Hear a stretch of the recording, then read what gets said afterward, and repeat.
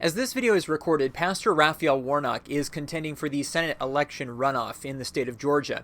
A self-described pro-choice pastor, Warnock's church holds dual membership in two Baptist denominations. One is the American Baptist Churches USA, and the other is the majority black Progressive National Baptist Convention. Many people haven't heard of the PNBC. It's fewer than 2,000 churches, a drop in the bucket compared to the 41,000 of the Southern Baptist Convention and the 21,000 congregations of the National Baptist Convention USA. And except for a fistfight on the floor of the National Baptist Convention, perhaps the PNBC never would have existed. Here's how it happened. In the First Great Awakening of the 1730s and 1740s and the Second Great Awakening of the early 1800s, many people experienced conversion or revival, and a large number joined with the Baptists or formed new Baptist churches. This was true both for white people but also free black people and slaves. All were welcome into the Baptist movement. In the American South, all black churches were not permitted. A white man had to be the pastor, and the churches had to belong to white Baptist associations. In the North, things were different, and black churches began to form associations. After the Civil War, black Baptist churches left the associations in droves. Members abandoned white supervision and started independent congregations with black pastors. Soon, they sought to have fellowship with like-minded churches, and in 1880, the Foreign Mission Baptist Convention was formed. The convention was an early attempt at a black-run missionary sending denomination, and sending missionaries to Africa was a primary goal. 150 Baptist pastors started the convention after being called to meet by former Southern Baptist Convention missionary to Liberia, William W. Cawley. College president and journalist William J. Simmons, a former slave, started the American National Baptist Convention in 1886. In 1893, a third convention, the National Baptist Education Convention, was also formed, and in September of 1895, the three conventions merged together into the National Baptist Convention of the United States of America. In 1900, Joseph H. Jackson was born in Mississippi. Working as a farmhand through his teen years, at the age of 22 he became a Baptist minister, and after pastoring in several states and gaining a national profile, in 1941 Jackson was called to pastor the 10,000-member Olivet Baptist Church in Chicago. Under his leadership, the church grew to 20,000 members, and Jackson would pastor the church for the rest of his life. In addition to pastoring, in 1953 Jackson became the president of the National Baptist Convention.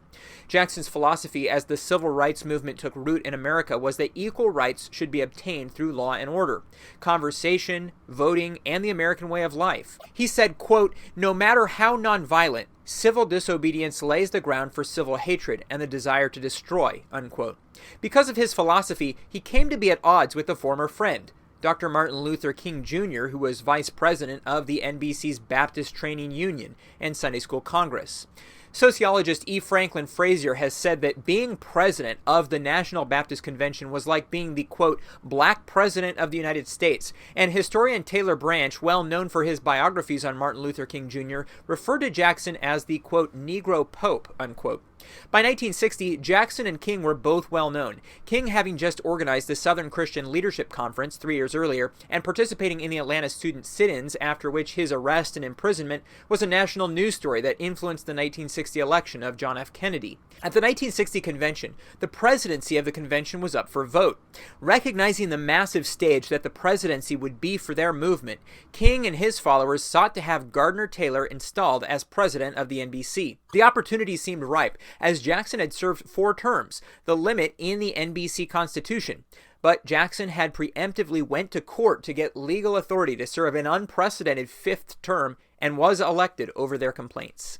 Taylor's supporters called for a roll call to verify the election, but they were silenced. In court after the 1960 convention, Jackson won the case again, but the argument wasn't over. At the 1961 convention in Kansas City, Taylor's supporters stormed the stage, calling for a roll call over the presidency of the convention. Jackson was prepared, and his supporters held the stage, fighting off those who tried to get on. A fistfight broke out, and a Jackson supporter, A.G. Wright, fell 4 feet off the stage and suffered a concussion, which would lead to his death 4 days later. The fight continued for an hour until the Kansas City mayor, Harold Bartle, with much effort, was able to procure peace. Following the convention, Taylor removed Martin Luther King Jr. from his positions in the denomination. The end of the fight to be able to use the NBC's large platform as the largest religious organization of black people in the world to energize the civil rights movement. Within the year, 33 delegates would gather in Cincinnati, Ohio, and form the Progressive Baptist Convention at the call of Reverend Venchel Booth, renaming a year later to Progressive National Baptist Convention. Taylor and King were both members of the denomination, along with other famous civil rights leaders like Benjamin Mays and Ralph Abernathy. It's a member of the World Council of Churches, alongside the National Baptist Convention, which joined as a charter member under none other than Joseph Jackson. Some churches in the PNBC hold joint membership in the NBC as well. And now you know the rest of the story.